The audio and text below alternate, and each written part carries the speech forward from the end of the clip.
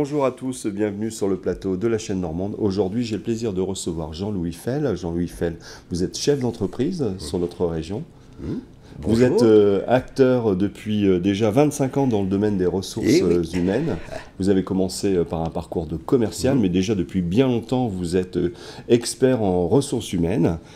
Vous êtes un homme passionné par les relations humaines. Ça se traduit comment en réalité ? Cette passion, c'est peut-être par la rencontre. Je crois qu'on se construit à travers les autres, dans le regard des autres, dans le regard qu'on porte sur les autres. Je crois que ce qui me passionne, c'est d'apprendre au contact des autres et se rendre compte qu'on a toujours parfois un premier jugement qui peut être contradictoire avec peut-être ce que la personne est.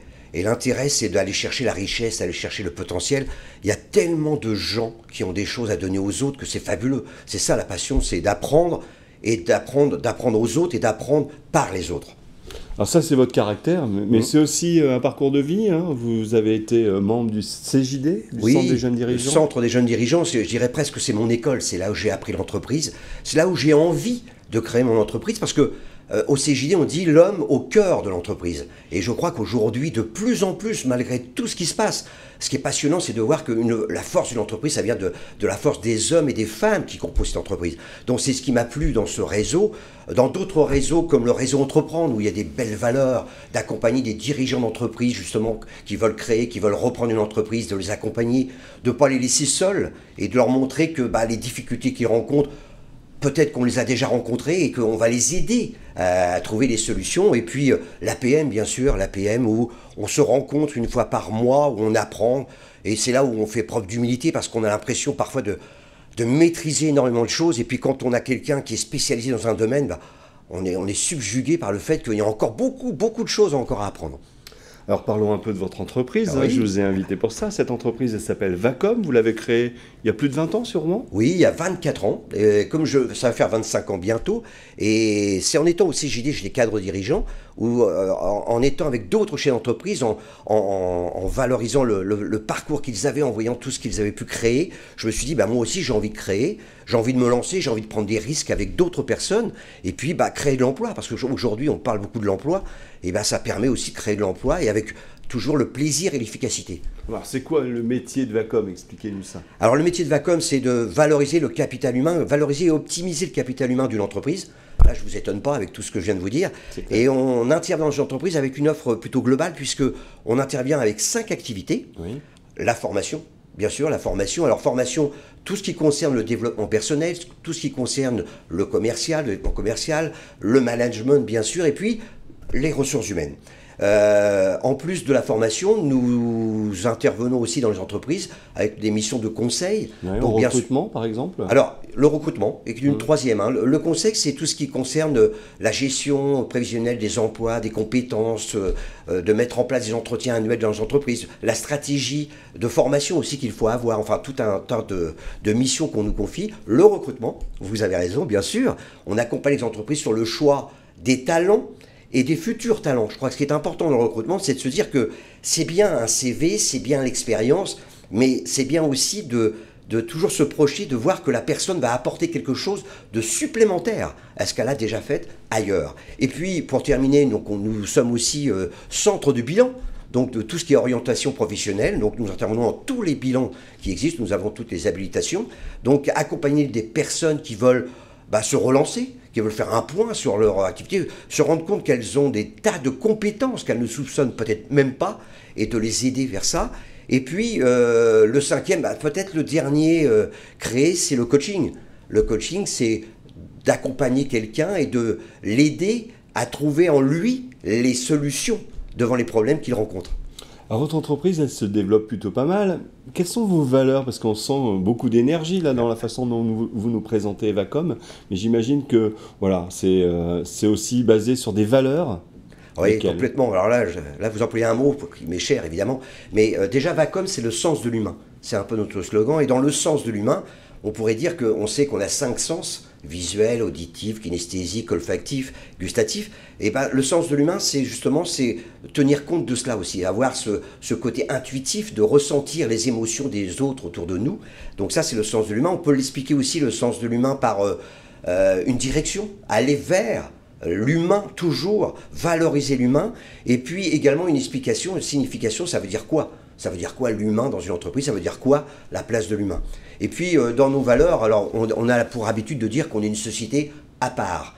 Alors si je vous dis ça, vous allez dire, bah, tout le monde le dit, mais nous, on le proclame, pourquoi? Parce que nos valeurs sont à part. Donc vous avez A, 2P, A, R, E. Le premier A, c'est l'ambition. C'est-à-dire, c'est avoir l'ambition de donner, de recevoir. C'est l'ambition de grandir et de faire grandir. Après, vous avez le premier P, c'est le plaisir. C'est prendre du plaisir, c'est faire des choses sérieusement, mais sans se prendre au sérieux. Vous avez le deuxième... C'est un mot qui n'est pas très utilisé, hein, le plaisir dans l'entreprise. Ah, le plaisir, de plus en plus. Et je peux vous assurer que, justement, je crois qu'une entreprise, pour bien vivre, doit apporter du plaisir, du bien-être et avoir de l'efficacité. Après, le deuxième P, si vous voulez, c'est le professionnalisme. Être professionnel et apporter des solutions concrètes aux gens qui nous font confiance. Vous arrivez à un autre A, puisque j'ai commencé par le premier A d'ambition, c'est l'autonomie, c'est rendre les gens responsables. Responsables de leur comportement, responsables des relations qu'ils entretiennent. Et je crois que c'est hyper important encore aujourd'hui. C'est toujours la faute de l'autre. Non, non, je crois qu'on a tout en nous pour réussir. Après, nous arrivons sur les deux dernières lettres de à part, toujours. Donc le R, c'est le respect. C'est le respect de la différence, c'est le respect de l'autre. Je crois qu'aujourd'hui, on est dans un monde de l'information, vous êtes bien placé pour le savoir. On écoute, ou en tout cas on a l'impression d'écouter, mais on n'écoute pas vraiment. C'est-à-dire qu'on attend que l'autre termine pour pouvoir expliquer pourquoi on est là et qu'est-ce qu'on a à dire, quel est le message. Je crois qu'il faut qu'on apprenne encore à écouter. Donc ça, c'est le respect de la différence. Et puis eux, bah, c'est l'esprit d'équipe. Je crois qu'on ne peut rien seul. Je crois que c'est au contact des autres, c'est au contact des gens qui nous entourent que l'on grandit et qu'on accepte surtout d'avoir des gens différents de nous. Alors j'ai attendu justement que vous terminiez pour parler finalement. Vous voulez que je recommence sur à part parce que je peux vous le faire. On l'a bien compris, le à part. L'OPR, vous êtes aussi un inventeur finalement. Ouais, donc vous avez inventé un système d'analyse. Comment on peut appeler ce système qui s'appelle optimisation du potentiel relationnel. Alors c'est très savant. Oui, alors pas savant du tout. Hein. Donc dans l'équipe Vacom, il y a des psys, hein, il y a des psychologues, bien sûr, qui nous aident. Mais je crois que la méthode OPR, s'il fallait, bien sûr, vous expliquer comment elle fonctionne, mais s'il fallait la décrire par rapport à d'autres méthodes, mais américaines, suédoises, canadiennes qui existent... Là, c'est une méthode rouennaise. Hein. Ah, c'est une méthode franco-francaise et rouennaise, il faut le dire. Alors, j'associerais peut-être un peu à Vraise quand même, parce que je suis né au Havre, donc je suis un petit peu à Vraise, hein, même si je suis rouennais depuis maintenant 30 ans. Donc c'est vrai, et cette méthode qui est maintenant a été utilisée par plus de 40 000 personnes, donc on a maintenant un peu de recul depuis 25 ans. Si vous voulez, c'est à base d'un questionnaire, on arrive à comprendre comment une personne fonctionne. C'est-à-dire vers quoi elle va. Car ce que je crois, et je crois vous l'avoir déjà dit, et ça va vous faire plaisir, parce que tout à l'heure on parlait du mot plaisir, vous m'avez repris, je crois qu'on ne fait bien longtemps que ce que l'on aime. Donc à partir du moment où on arrive à déterminer qu'une personne a des envies, des besoins qui correspondent à certains domaines, eh bien le fait dans une entreprise, c'est de créer les conditions pour qu'elle puisse avoir réponse à ses propres besoins. Donc l'OPR permet de bien se comprendre, bien se connaître, s'accepter tel que l'on est, et se rendre compte qu'on a d'énormes choses à modifier, mais tout en restant soi-même. Le but, c'est pas de changer, c'est de changer ses comportements. Bien se connaître, c'est finalement classer un peu ses forces et ses faiblesses, c'est ça Oui, bien sûr. Forces et faiblesses, en sachant que je crois qu'on peut travailler sur ses faiblesses sans jamais oublier ses forces. Je crois qu'il ne faut pas essayer d'être quelqu'un d'autre. C'est de minimiser éventuellement les faiblesses dans un domaine bien précis, dans une relation. Je crois qu'une force peut être une faiblesse. Une faiblesse peut devenir une force. Donc je crois que c'est ça. Alors là, je vous ai parlé du côté individuel de l'OPR, mais il y a aussi le côté collectif. Le fait d'arriver à comprendre simplement que la personne que j'ai en face de moi, bien sûr, fonctionne différemment et que si elle m'énerve, si elle ne fait pas ce que je souhaite, c'est parce qu'elle a une autre façon de voir la vie. Le fait d'accepter ça, ça permet de transformer ce que nous on appelle les différences, les difficultés en complémentarité. Cet outil, il est au cœur finalement de Vacom ou c'est un outil parmi les autres? Non, je dirais que c'est plus qu'un outil, c'est une démarche. C'est une démarche de respect. Ça veut dire qu'à partir du moment où j'ai le profil de quelqu'un, je sais qu'il fonctionne comme ça. Donc je ne vais pas essayer qu'il devienne comme moi, je ne vais pas essayer de faire en sorte qu'il soit autrement. Je vais l'accepter comme il est. Quelqu'un qui est introverti, par exemple, on n'en fera pas un extraverti. C'est ça. Non, mais on va lui expliquer pourquoi. Parce que s'il est introverti, c'est parce qu'il a beaucoup de pudeur. Donc c'est aussi une qualité, c'est aussi un respect de l'autre. Donc c'est pour ça que peut-être il va moins s'exprimer qu'un extraverti, mais c'est pas une tare. Et je crois que c'est ça, ce dont ont besoin les gens aujourd'hui, c'est de prendre confiance en eux. Je crois qu'on est dans une société où il y a quand même pas mal d'informations qui pourraient malheureusement nous entraîner vers le pessimisme, mais l'optimisme, c'est avoir confiance en soi. C'est avoir confiance dans les talents que nous avons tous. Mais quand on regarde la chaîne normande, on est optimiste. C'est vrai. Et donc, je vous ai invité aussi, parce que c'était pas juste pour parler de Jean-Louis Fell, de Vacom, parce qu'il y a un truc qui m'a intrigué. J'ai vu que depuis quelques années, votre projet, votre entreprise, elle vous dépasse. Vous êtes en train d'essaimer à travers un réseau de franchisés un petit peu partout en France. Alors moi, un vrai, hein, vous l'avez dit, un Normand, Oui, un qui a Rouennais, vous pouvez le dire. une entreprise qui tourne bien et qui arrive à l'exporter dans d'autres régions de France. Ça m'intrigue, je trouve ça assez fantastique. Alors racontez-nous combien d'agences déjà vous avez ouvert. Alors, aujourd'hui, donc oui, c'est vrai. Donc, on a développé un concept de franchise depuis maintenant 2008. La première franchise s'est créée à La Roche-sur-Yon. Voilà. Aujourd'hui, nous avons 15 franchises. Donc, nous sommes sur 17 implantations en comptant Rouen et Le Havre, où nous sommes également.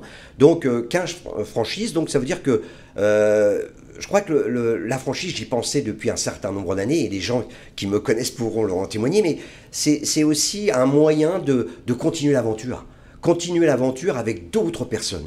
Je crois que j'ai tellement eu de plaisir à voir grandir autour de moi des personnes qui venaient d'entreprises différentes, avec des expériences différentes, et puis se passionner par les ressources humaines et tout ce que nous faisons. Je me suis dit, mais pourquoi pas le lancer ailleurs? Et les rencontres ont fait que j'ai eu envie, par des personnes que j'ai rencontrées dans d'autres régions, de dire pourquoi ne pas continuer l'aventure, donc avec le système de la franchise, hein, qu'on pourra expliquer peut-être après.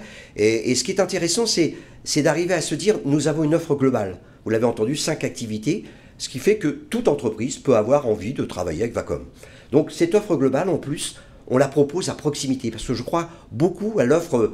Alors il y a un terme qui définit ça, c'est l'homme local. Vous savez, global et local. Ça veut dire oui, on a des grandes oreilles quand on est dans une entreprise, parce qu'on peut répondre à beaucoup de problématiques vécues par l'entreprise, mais on est à proximité, on connaît le terrain, on connaît les entreprises, on connaît les partenaires, on connaît les hommes et les femmes qui composent le territoire. Et c'est ça que j'ai voulu à travers les franchises, c'est ça que nous voulons développer à travers ce système de franchise. Alors quand on est salarié et qu'on cherche finalement à créer son entreprise, on peut penser franchise. Quels prérequis il faut avoir, quelles qualités il faut avoir? Alors de manière un peu générale, puis regardons un peu aussi par rapport à votre franchise à vous. Alors là, qu'est-ce qu'il faut avoir comme prérequis, comme compétences pour Vacom, pour la franchise Vacom? Oui, par exemple, est-ce qu'il faut, il faut être ingénieur, il faut un bac plus 12, Alors, il faut avoir déjà créé une entreprise? Il faut avoir bac plus, je ne sais pas. Donc ça ne se situe pas avec ça. Ce que nous recherchons, ce sont des entrepreneurs. Ce sont des gens qui ont envie d'entreprendre, de créer leur entreprise. Donc ce ne sont pas que des gens qui veulent faire ce métier passionnant de consultant. Non, c'est pas que ça. C'est des gens qui ont envie de créer leur entreprise. Ce que nous recherchons aussi, ce sont des gens avec de l'expérience. La compétence vient aussi de l'expérience, de la mise en application de certains savoirs.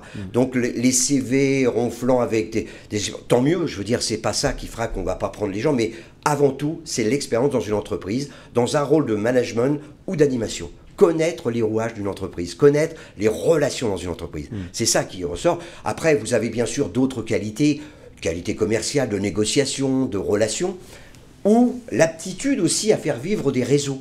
Et réseaux, pour l'avoir évoqué, c'est quelque chose de formidable. On est dans un monde de réseaux. C'est de rencontrer des gens avec des valeurs communes et avoir envie de collaborer avec la confiance. Donc, et puis, également, ce qui nous importe aussi, c'est l'intérêt que portent les futurs franchisés à l'individu. C'est-à-dire au besoin de donner. Ce côté bienveillant, ce côté tolérance qu'il faut avoir, qu'on a tous en valeur, mais qu'il faut mettre à profit dans ce métier qui est ô combien passionnant, d'apprendre aux autres à grandir. Mais on grandit autant en faisant grandir. Hein. Aujourd'hui, un franchisé, ce qu'il souhaite, c'est que sa franchise, elle fonctionne. Oui. Donc j'imagine que lorsque vous rencontrez des candidats, vous êtes exigeant aussi sur ces candidats. Parce que quelqu'un qui n'aurait pas, entre guillemets, le niveau, qui n'aurait pas les qualités requises, qui n'aurait pas les valeurs, qui ne partagerait pas les mêmes valeurs que vous, ça va être compliqué. Oui, alors, ce qu'on essaie de faire, hein, pour l'instant, ça marche plutôt très bien, donc tant mieux. Hein, mais ce qu'on essaie de faire, c'est de voir que cette personne va vraiment, je vais presque dire, s'éclater, quoi, se faire plaisir dans ce métier. Nous, ce qu'on va regarder, c'est son parcours, effectivement, ce qu'il sait, mais surtout, ce qui nous importe, c'est de l'accompagner. Ça veut dire que quelqu'un qui nous choisit, que nous choisissons, c'est vraiment de sens, eh bien, nous allons le former. Donc, on a un parcours de formation de 26 jours de formation. ce qui est très important sur entre 1 et 2 ans. Vous vous impliquez personnellement dans cette formation? Oui, toujours, toujours. De toute façon, je rencontre énormément les franchisés parce que je me fais plaisir de les voir grandir, puis ils m'apprennent des tas de choses. Donc ça veut dire que vous avez 26 jours de formation donc, où on va leur apprendre notre métier à travers des kits qui sont montés. Il y a l'OPR, bien sûr, dont on a parlé, qui fait notre caractéristique et notre valeur, mais également des méthodologies, toutes des méthodes qui vont permettre à ces personnes-là d'être à l'aise dans des missions, mais on va les accompagner également. Formation, accompagnement. 26 jours de formation, 8 jours d'accompagnement. Je peux vous dire, c'est énorme. Et ces personnes que nous allons accompagner, on va leur donner cette confiance, mais aussi toutes les techniques que nous maîtrisons depuis 25 ans et que nous continuons à développer. Je crois que c'est ça l'importance. Alors à l'inverse, les candidats à rentrer dans un système de franchise, ce sur quoi ils doivent veiller, quels sont les pièges à éviter? Alors là, je peux parler que... Oui, en général, parce que je crois que d'abord, c'est de ressentir un osmose avec les dirigeants de la franchise, de se sentir bien. Donc c'est pour ça que nous, on privilégie le fait qu'ils viennent nous voir. À Rouen, on va les voir sur le terrain également, plusieurs fois. Ils rencontrent chez nous, en tout cas, plusieurs personnes. Donc ce qu'il faut qu'ils se sentent bien. Je crois qu'ils aient envie de se dire, tiens, je vais travailler, je vais apprendre de ces personnes-là. Là où il faut qu'ils soient aussi vigilants, c'est d'avoir une base financière. Parce qu'on peut parler de ça aussi, qui leur permettent dans un premier temps de pouvoir s'offrir, entre guillemets, la franchise en question et d'avoir l'argent nécessaire, peut-être pour les premiers mois, où il y a une activité à développer. Même si le franchiseur est là, c'est au franchisé de développer son business. Et ça, c'est important de rendre autonome ces gens-là. Donc, c'est ça, je crois, c'est se sentir bien et sentir qu'il y a, alors après, des études de marché, bien sûr. Nous, on encourage nos futurs franchisés à faire eux-mêmes les études de marché dans la ville où ils sont, pour se rendre compte si oui ou non. Mais vous savez, il y a un marché partout, parce que nous, on intervient dans toutes les entreprises, quelles qu'elles soient, une personne, l'homme seul qui peut travailler seul, un agriculteur, jusqu'à des entreprises multinationales. Alors tous les chefs d'entreprise qui nous regardent, là, qui ont un bon business, comme on dit, une entreprise qui fonctionne bien, peuvent avoir l'idée de franchiser leur concept, de franchiser leur entreprise. Ça serait quoi le conseil principal pour regarder une entreprise, pour savoir si elle est franchisable? Ouais, déjà de bien maîtriser le concept. De l'avoir bien sûr expérimenté pendant un certain nombre d'années. Je rappelle que Vacom existe depuis 25 ans et que ça fait 8 ans qu'on a développé ce concept de franchise. Donc, alors il y en a qui vont dire on a perdu du temps. Non, je crois qu'on s'est préparé. Ce qui est important aussi, c'est d'avoir les personnes en interne qui vont former les franchisés, ce qui est le cas pour nous. Parce que nos franchisés sont formés par les professionnels qui sont à Rouen, qui sont là depuis au minimum 10-15 ans chez Vacom, qui maîtrisent et qui continuent d'apprendre. Je crois que c'est ça, c'est bien de bien aborder le concept et surtout d'avoir cette envie de donner. Je crois que c'est important. Alors bien sûr, il y a redevance, il y a droit d'entrée, évidemment, il y a des flux financiers qu'il faut y avoir, mais je crois que c'est aussi le désir de réussite du franchisé. Je crois que, moi je dis souvent, quand on me demande c'est quoi la franchise, oui, c'est du business, évidemment. Bien sûr, mais c'est avant tout une aventure humaine. C'est avoir envie de reproduire une réussite, une certaine réussite ailleurs, avec des personnes différentes, et que l'on va accompagner pour qu'ils réussissent leur vie professionnelle, leur vie en sens large. Finalement, c'est partager sa propre réussite avec d'autres. Oui, c'est avoir envie. Et même de continuer sa réussite à travers la réussite des autres. Je crois que c'est ça aussi qui est formidable. Ouais, c'est assez altruiste. Vous êtes également l'auteur d'un livre, votre premier ouvrage, j'espère qu'il y en aura d'autres, qui s'appelle Bien dans sa peau. On se demande, avec toutes les activités que vous avez, quand est-ce que vous trouvez le temps pour écrire un livre, bravo. Donc ce livre, il s'appelle Bien dans sa peau, sans vouloir celle des autres. Alors on sent d'ailleurs le petit trait d'humour qui vous caractérise peut-être, aux éditions Duno. Alors c'est quoi le principal enseignement lorsqu'on parcourt ce livre? Alors, je vous en ai demandé un, il n'existe plus. Hein, non, on peut encore le trouver sur Internet. Je ne donne pas les adresses, mais c'est Duno, l'éditeur. Donc déjà, rien que sur le site de Duno, vous pouvez l'avoir, vous pouvez vous le procurer.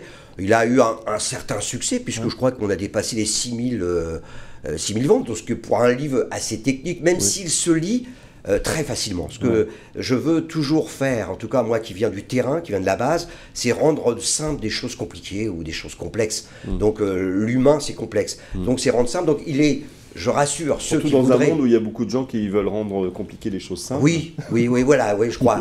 Nous, on essaie de rendre simple. Donc, le livre, franchement, ça peut intéresser n'importe qui. Et au contraire, c'est peut-être pour mieux se comprendre. Donc, l'enseignement de ce livre, c'est de dire qu'on a tout en nous pour réussir.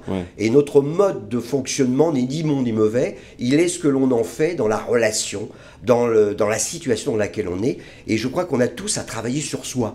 Avant de demander aux autres de changer, avant de demander aux autres de s'améliorer, je crois que le plus important, c'est de changer soi-même, ses comportements, ses réactions, sa relation. Et là, je vous assure, pour l'avoir pratiqué, et puis pour toujours apprendre à le pratiquer aujourd'hui, on a l'impression que tout change autour de nous.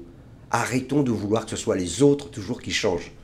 Donc réussir, c'est réussir soi-même et c'est pas marcher sur les autres. Ah non, non, c'est marcher avec les autres, à côté des autres et s'entraider. Enfin, moi, je crois beaucoup à cela. J'espère que vous l'aurez entendu et accepté, mais je crois qu'on ne réussit pas sans les autres. C'est pas possible.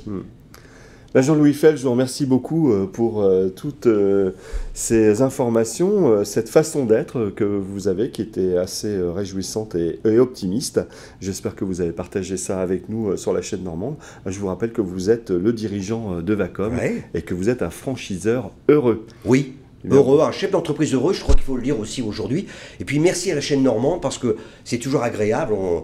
J'étais déjà venu et c'est agréable de savoir qu'on a envie de partager ensemble. Vous avez envie de partager avec nous des réussites et tant mieux. Parce qu'il y a tellement de médias qui montrent des choses négatives.